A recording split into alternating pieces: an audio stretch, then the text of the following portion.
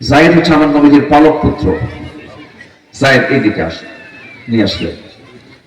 যায়েদকে দাঁড়ায় দিলেন, দাঁড়ায় দিয়ে বলছেন, যায়েদ তুমি মুতার যুদ্ধের 1 নাম্বার সেনাপতি, আমার চাচাতো ভাই জাফর কোথায়? এইদিকে আসো, তোমাকে 2 নাম্বার সেনাপতি বানায় দিলাম।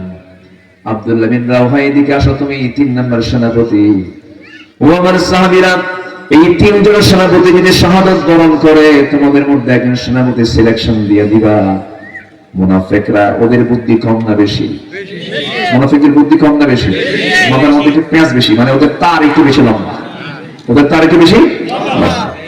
এই মুনাফিকরা সব পিছন দিক থেকে গিয়ে বলছে, আব্দুল্লাহ, যায়েদ যুদ্ধে যেও না, আব্দুল্লাহ বিন রাওহা যুদ্ধে যেও না, জাফর বিন আবু তালেব যুদ্ধে যেও না, কারণ যুদ্ধের সেনাপতি সাধারণত একজন হয়, তোমরা 3 জন সেনাপতি, এবং এই 3 জনই তোমরা দুনিয়া থেকে বিদায় হয়ে যাবে, মরে যাবে, যুদ্ধে তোমরা যেও না। এই 3 জন সেনাপতি মুনাফিকদের কথার জবাব দিতে নিয়ে বলছেন, ও মুনাফিকের বাচ্চারা, তোমরা আমাদেরকে বাধা দিচ্ছ, কিন্তু আমরা নাকের মধ্যে আমরা জান্নাতের গন্ধ অলরেডি পেয়ে গেছি। সেরকম সুবহানাল্লাহ। তোমরা বলছো যুদ্ধে না যেতে, আর আমরা নাকের মধ্যে জান্নাতের ঘ্রাণ পাচ্ছি। আল্লাহু আকবার বলে।